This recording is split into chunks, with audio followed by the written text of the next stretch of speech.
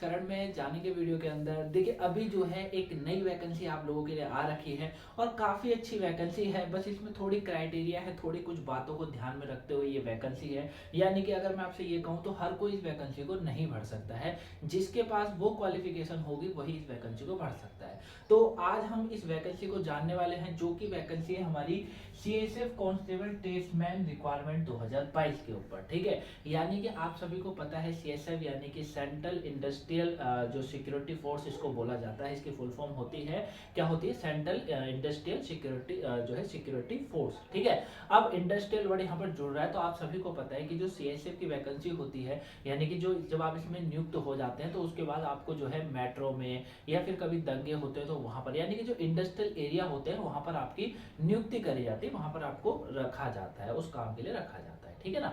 लेकिन अभी ये जो वैकेंसी है यहाँ पर एक बात की जो है, थोड़ा यहाँ पर अगर आपने ध्यान दिया हो, मैंने क्यों बोला कि सबकी नहीं है, और यहाँ पर एक बात ध्यान रखिएगा कि ये जो वैकेंसी है वो ट्रेड्समैन की है। किसकी है? ट्रेड्समैन की है। सबसे पहले इस चीज को याद रखिए, ट्रेड्समैन का मतलब क्या होता है? मतलब इसको अगर हम लोग हिंदी अर्थ बोले तो शिल्पकार बोला जाता है। अब शिल्पकार कौन होते हैं? जैसे बाल बनाने वाला हो गया, मकान बनाने वाला हो गया, दूसरा जो है साफ सफाई करने वाला हो गया, ठीक है ना, पेड़ पौधों की कटाई करने वाला हो गया, ऐसे के लिए जो है चाहिए होते हैं, लोग चाहिए होते हैं। तो उसी को ध्यान में रखते हुए सीएसएफ ने क्या करा है, ट्रेड्समैन की रिक्वायरमेंट निकाली है 2022 की। ठीक है, अब इसमें कितनी वैकेंसियां हैं, किन किन डिपार्टमेंट में कौन कौन सी वैकेंसी है, मतलब किस किस जो है पॉइंट में कौन कौन सी वैकेंसी है। ये जैसे अगर बार बार क्या कहते हैं बाल बनाने में बात करें तो उसमें कितनी है, और साफ सफाई करने में कितनी है, वो सारी चीजें हैं। क्लियर है? कब से ये स्टार्ट होगा उसको जानेंगे, फीस क्या रखी गई है वो जानेंगे, क्वालिफिकेशन मोस्ट इंपोर्टेंट है। क्वालिफिकेशन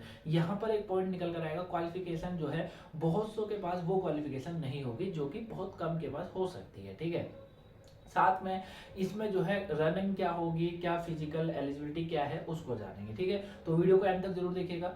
वैकेंसी पेपर आप इसको भर सकते हैं, काफी अच्छी वैकेंसी है अगर आपके पास वो क्वालिफिकेशन होगी तो। क्लियर? चलिए अब हम लोग इसको स्टार्ट करते हैं और एक एक करके पॉइंटों को समझते हैं कि ये वैकेंसी कब से स्टार्ट है, क्या इसका पूरा प्रोसेस है। ठीक है, वीडियो को लाइक सब्सक्राइब शेयर जरूर करिएगा। चलिए स्टार्ट करते हैं। सबसे पहले जैसे कि मैंने आपको बताया वही सीएसएफ की वैकेंसी है, यानी कि सेंट्रल इंडस्ट्रियल सिक्योरिटी फोर्स इसको बोला जाता है।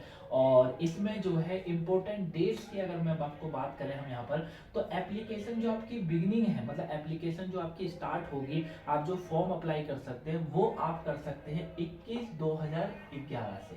कब कर सकते हैं आप फॉर्म? 21/11/2022 से जो है आप फॉर्म को भर सकते हैं। मतलब अभी जो है मंडे वाले दिन, जो आपका सोमवार आने वाला है हम लोगों का, उस सोमवार को आप जो है फॉर्म को अप्लाई कर सकते हैं, ऑनलाइन अप्लाई कर सकते हैं और आप इसको भर सकते हैं। अब इसकी लास्ट डेट की बात ज़रा इंपॉर्टेंट बन जाती है। लास्ट डेट क्या है? तो इसकी लास्ट डेट सब फॉर्म की 1 महीना रहती है, इसकी भी 1 महीना है, 20/12/2022। 20/12/2022, 20/12/2022, यानी कि टोटल 1 महीने का आपको समय मिल रहा है। 1 महीने के अंदर अंदर अगर आप इस फॉर्म को फिल कर लीजिएगा, क्योंकि बहुत से बच्चे ऐसे होते हैं जो फॉर्म आधा अभी भरते हैं, आधा बाद में भरते हैं। ठीक है, अगर आप एक न्यू हैं तो फॉर्म जो है एक ऑनलाइन साइबर कैफे जो होता है वहां से अप्लाई करिएगा, क्योंकि न्यू भरने में क्या होता है, बहुत सारी मिस्टेक हो जाती है और अगर एक बार मिस्टेक होगी तो दोबारा सही होना मुश्किल हो जाता है। क्लियर है बच्चा?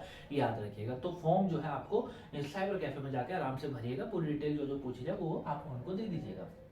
तो आप 1 महीने के अंदर इस फॉर्म को भर सकते हैं। 1 महीने का समय रखा गया है। पे एग्जाम फॉर लास्ट डेट, बहुत से बच्चों को रहता है सर लास्ट डेट क्या होगी, हम कब तक पे एग्जाम मतलब फीस दे सकते हैं। सबकी अपनी अपनी प्रॉब्लम्स होती है, फाइनेंशियल प्रॉब्लम हर किसी के घर में होती है। तो कोई सोचता है आज भर दूं, कोई सोचता है थोड़ी 3 दिन के बाद कुछ इंतजाम करके फिर मैं फीस भर दूंगा। तो मैं आपको बता देता हूँ, अगर फॉर्म आपने फीस आपने अगर मान लीजिए आपने जो फॉर्म भरा वो आपने 22 तारीख को फॉर्म भरा, मैंने बोला आपने 22 तारीख को जो है फॉर्म भरा है। अब आपको जो है 22 तारीख से लेकर आपको 20 तारीख तक का समय है कि आप अपने फॉर्म की फीस पे कर दें, क्योंकि इसमें कोई भी एक्स्ट्रा पे नहीं, मतलब डे नहीं दिया गया है कि आप अगले दिन या 2-3 दिन बाद फीस पे कर सकते हैं। यहाँ पर एक बात साफ बोला गया, पे एग्जाम फॉर लास्ट डेट भी आपकी 20/12/2022 ही बच्चा रखी गई है, यानी कि जिस दिन लास्ट डेट है भरने की फॉर्म को उसी दिन आपकी फीस पे करने की भी लास्ट दिन है। अब एग्जाम डेट की बात करो तो एज पर शेड्यूल जो भी इनका शेड्यूल होगा उस पर ये आपको दे देंगे, मतलब 2-3 महीने में जो भी आपका एग्जाम इसका हो जाएगा। उसके बाद है admit card available before exam, यानी कि जब आपके एग्जाम डेट आ जाएगी आपको पता चल जाएगा कि भैया आपका जनवरी में, फरवरी में, मार्च में पेपर है, तो उसके ठीक 6 से 7 दिन के बाद आपका एग्जाम का जो एडमिट कार्ड होगा 6 से 7 दिन के अंदर आपका एग्जाम डेट जो होगी वो भी आपकी आ जाएगी, मतलब आपका एडमिट कार्ड अवेलेबल हो जाएगा आप लोगों के लिए। क्लियर है। टोटल पोस्टों की अगर बात करेंगे तो इसमें टोटल पोस्ट है 710 पोस्ट है। ठीक है, कितनी पोस्ट है बच्चा? टोटल पोस्ट जो इसके अंदर रखी गई है वो 710 पोस्ट रखी गई है, ये आपको याद रखना है। कितनी पोस्ट है? टोटल 710 पोस्ट है। अब हम आते हैं एप्लीकेशन फी क्या है। ठीक है, एप्लीकेशन फी की अगर मैं आपसे बात करूं तो एप्लीकेशन फी इसमें जो रखी गई है वो जनरल और ईडब्ल्यूएस और ओबीसी के लिए मात्र 100 रुपए फीस है। ठीक है, मुझे नहीं लगता कोई ज्यादा फीस है। ठीक है, उसके बावजूद भी अगर किसी को ऐसा लगता है कि फीस ज्यादा है तो फिर आप थोड़ा एडजस्ट करके आप इसको देख सकते हैं। ठीक है ना, बाकी 100 रुपए मुझे नहीं लगता, क्योंकि अगर गरीब से गरीब भी जो होगा वो 10, 20, 30 रुपए एक दिन में खाता है। अगर आप 20 रुपए भी अगर एक दिन में खाते हैं मोमोज, चाउमीन, कुछ भी, तो अगर आप 20 रुपए भी 5 दिन तक बचाएंगे, ठीक है, अगर आप 20 रुपए भी जो है 5 दिन तक बताएंगे तो आपके 20 पंजे 100 रुपए बनते हैं। तो आप 5 दिन तक चाउमीन मोमोज मत खाइए, इसकी फीस पेमेंट कर दीजिए, वो ज़्यादा बेटर होगा। ठीक है, उसके बाद ST ST जो ESM है उनके लिए कोई भी फीस नहीं है, 0 रुपए रखा गया है यहाँ पर। टोटल वैकेंसी मैंने आपको बता दी है, 710 वैकेंसी है। क्लियर हो गया। अब हम लोग आते हैं थोड़ा इसके किसके ऊपर, अब हम लोग जो बात करेंगे वो करेंगे एज लिमिट। बहुत इंपॉर्टेंट पॉइंट है एज लिमिट। CSF में एज लिमिट का बहुत बड़ा इशू रहता है हमेशा, तो एज लिमिट पर यहाँ थोड़ा ध्यान रखिएगा। अब वो यहाँ पर अभी जो है इस वीडियो को छोड़ के चले जाएंगे जिनकी एज लिमिट इससे पार हो गई है, यानी कि 23 ईयर से अगर आप पार हो चुके हैं बच्चा, तो ये वैकेंसी आपके लिए नहीं है। ठीक है, अब ये वैकेंसी आपके लिए नहीं रही है, अब आप वीडियो को छोड़ भी सकते हैं, क्योंकि बहुत से लोगों ने छोड़ भी दिया होगा, है ना। जो बात सही है वो सही होती है। अब देखिए यहाँ पर जो मिनिमम एज बताई गई है वो 18 ईयर की बताई गई है। कितने? 18 ईयर्स की यहाँ पर मिनिमम एज बताई गई है, यानी कि जो आपकी एज होनी चाहिए, अगर आप 18 के पूरे हो गए हैं तो आप इस फॉर्म को भर सकते हैं। लेकिन अभी एक चीज यहाँ पर और अड़ेगा कि 18 के पूरे हो गए, लेकिन एक क्राइटेरिया भी दिया हुआ है, उसको जान लेते हैं। ठीक है, मैक्सिमम एज की अगर मैं बात करूं तो 23 ईयर्स आपकी मैक्सिमम एज होनी चाहिए, यानी कि अगर आप 23 साल के हो चुके हैं तो भैया फिर आपके लिए, आप 23 साल से अगर आप ऊपर हो गए हैं तो ये वैकेंसी आपके लिए नहीं बची है, आप किसी दूसरी वैकेंसी को देखिए। ठीक है, तो याद रखिएगा 18 साल आपकी मिनिमम होनी चाहिए, मैक्सिमम एज आपकी 23 साल होनी चाहिए, इससे ज्यादा ना हो। एज बिटवीन की यहाँ पर बात करी गई है, मोस्ट इंपोर्टेंट पॉइंट बनता है बच्चा, एज बिटवीन की यहाँ पर बात करी गई है। एज बिटवीन क्या होता है? यहाँ पर बोला गया है अगर आप 2/8/1999 से लेकर 1/8/2004 के बीच में पैदा हुए हैं तो आप अप्लाई कर सकते हैं। अगर आप इससे बाद पैदा हुए हैं तो वैसे भी आप अप्लाई नहीं कर पाएंगे। तो 2/8/1999 से लेकर 1/8/2004 के बीच में ये जो क्राइटेरिया है 1999 का प्लस जो है आपका 2004 का, ये जो क्राइटेरिया इन्होंने दे दिया है, इसके बीच में आपकी उम्र, मतलब आपका जन्म होना चाहिए, आपने इस धरती पर आए थे।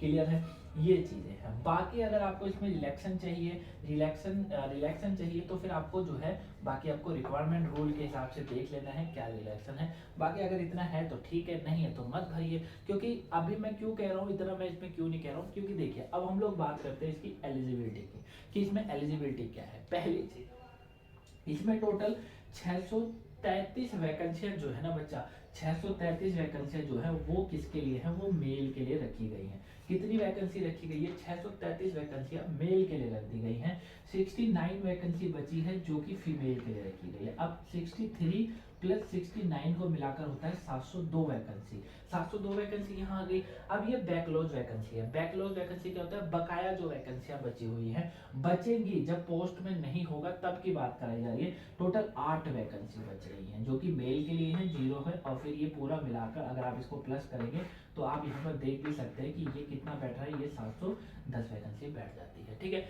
एक चीज तो ये हो गया, वैकेंसी का डेटा 633 है, मेल के लिए 637 है, बाकी 69 वैकेंसियां जो है वो महिलाओं को दे दी गई है। अब आते हैं हम थोड़ा इसका एलिजिबिलिटी को जानते हैं, क्वालिफिकेशन को जानते हैं। क्वालिफिकेशन आपकी 10th पास होनी चाहिए, यानी कि आप मैट्रिक पास होने चाहिए। फिर आप चाहे किसी भी बोर्ड से पास हो, कोई भी बोर्ड हो, यूपी बोर्ड हो, NIOS हो, यूपी बोर्ड हो, हरियाणा बोर्ड हो, उत्तराखंड बोर्ड हो, दिल्ली बोर्ड हो, किसी भी बोर्ड से अगर आप पास हैं, आपके पास मैट्रिक का सर्टिफिकेट है तो आप इसको अप्लाई कर सकते हैं। लेकिन अगर आपके पास प्रेफरेंस करके अगर आपके पास आईआईटी नहीं है, आईटीआई, माफ कीजिए आईआईटी नहीं, आईटीआई, आईआईटी तो बहुत बड़ा हो गया, आईटीआई, अगर आपके पास आईटीआई सर्टिफिकेट नहीं है तो भैया फिर आप इसके अप्लाई नहीं कर सकते। अब आपका जो आईटीआई सर्टिफिकेट बहुत सी ट्रेड्स में मांगा जा सकता है। जैसे अगर बात करें, कोई कहेगा सर मैंने इंजीनियरिंग से कर रखा है तो क्या मैं इंजीनियरिंग का सर्टिफिकेट लगा दूं, कोई कहेगा मैंने मैकेनिक से कर रखा है तो मैं आईटीआई का मैकेनिक का सर्टिफिकेट लगा दूं। देखिए आईटीआई सर्टिफिकेट मांगा गया है, बस आईटीआई आपके पास सर्टिफिकेट होना चाहिए। अगर आपके पास आईटीआई सर्टिफिकेट आप भर लीजिए, है ना, आपके पास अगर आईटीआई सर्टिफिकेट है तो आप इसको भर सकते हैं। क्लियर है, यानी कि कोई क्राइटेरिया यहाँ पर नहीं है। लेकिन 10वीं के बाद बहुत कम बन जाता है कि बहुत से लोग इस आईटीआई को करें, क्योंकि आपको पता होगा कि आईटीआई एक जमाना था जब आईटीआई लोग करते थे, जब इसमें वैकेंसियां होती थी, जब इसमें जो है करियर को समझा जाता था कि हाँ एक करियर है। लेकिन आज आईटीआई में कोई करियर नहीं माना जाता है। बहुत कम ही लोग होते हैं जो आईटीआई में आज सक्सेस हो पाते हैं, या तो फिर आपका आईटीआई बहुत हाई लेवल का होना चाहिए, क्योंकि आईटीआई जहाँ तक मेरा अनुमान है 2007-8 में काफ़ी क्रेज में रहता था आईटीआई, है ना। आज तो लोग आईआईटी करते हैं या फिर यूपीएससी की तैयारी करते हैं, वो ही आजकल क्रेज, आजकल जो है ट्रेंड में रखा रहता है।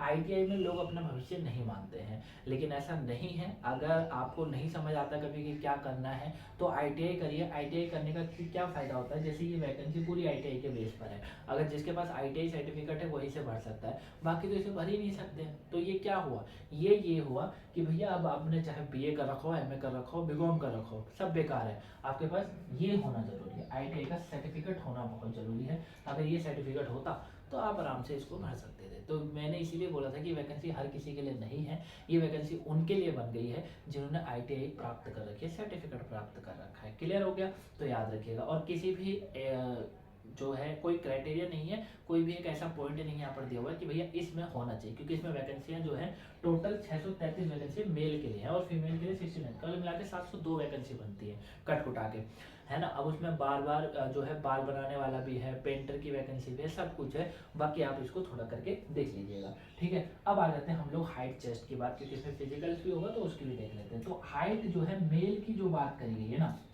मुझे लगता है यहाँ पर रोशनी पड़ रही होगी, मैं थोड़ा इधर आ जाता हूँ, यहाँ से समझा देता हूँ। देखिए हाइट जो है यहाँ पर जो मेल की जो बच्चा मेल की जो बात करी गई ना, याद रखिएगा, अगर मैं नहीं भी दिख रहा हूँ आप बोर्ड पर देखिए, हाइट की जो बात करी गई है, वो जो मेल की बात करी गई है वो 170 वैकेंसी 170 सेंटीमीटर होनी चाहिए। मतलब मेल की 170 होनी चाहिए, फीमेल 157 होनी चाहिए।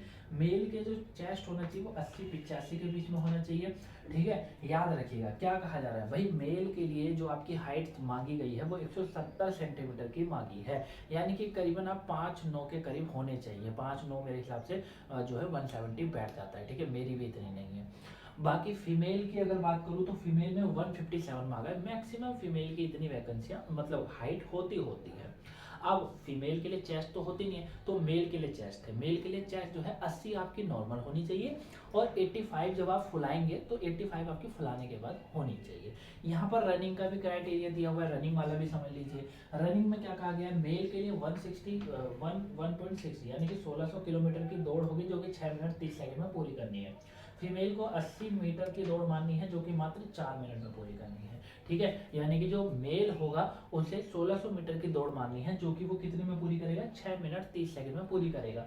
फीमेल जो होगा वो 80 मीटर की दौड़ मारेगा और 4 मिनट में उसको पूरा कर लेना है, ठीक है बच्चा। तो ये पूरी वैकेंसी थी, आई होप आप इस वैकेंसी को समझे होंगे। अब आप सोचिए, अगर आपके पास आईटीआई सर्टिफिकेट है तो आप इसको अप्लाई कर लीजिए, कोई दिक्कत नहीं है। बाकी 708-9 वैकेंसियाँ काफ़ी अच्छी हैं, अच्छी खासी जॉब है, अच्छी खासी सैलरी आपको मिलेगी और एक अच्छा खासा आपको भविष्य बन जाएगा। क्लियर है, तो आई होप आप इस पूरी वैकेंसी को अच्छे से जाने होंगे। वीडियो आपको पसंद आई हो तो वीडियो को लाइक सब्सक्राइब शेयर जरूर करिएगा। सुबह की वोकैबुलरी 2 बजे वाला टॉपिक नहीं देखा हो तो उसे जरूर देखिएगा, पेपर के पॉइंट ऑफ व्यू से इंपॉर्टेंट है। इसी तरह के कंटेंट को जानने के लिए, वीडियो को जानने के लिए चैनल को सब्सक्राइब जरूर करिएगा। टेलीग्राम भी ज्वाइन करिएगा, फेसबुक इंस्टाग्राम सब में हमें ज्वाइन जरूर करिएगा, क्योंकि हम हर जगह अवेलेबल है। क्लियर है, मिलेंगे नेक्स्ट वीडियो में, तब तक के लिए thank you for watching guys, have a nice day, thanks for watching.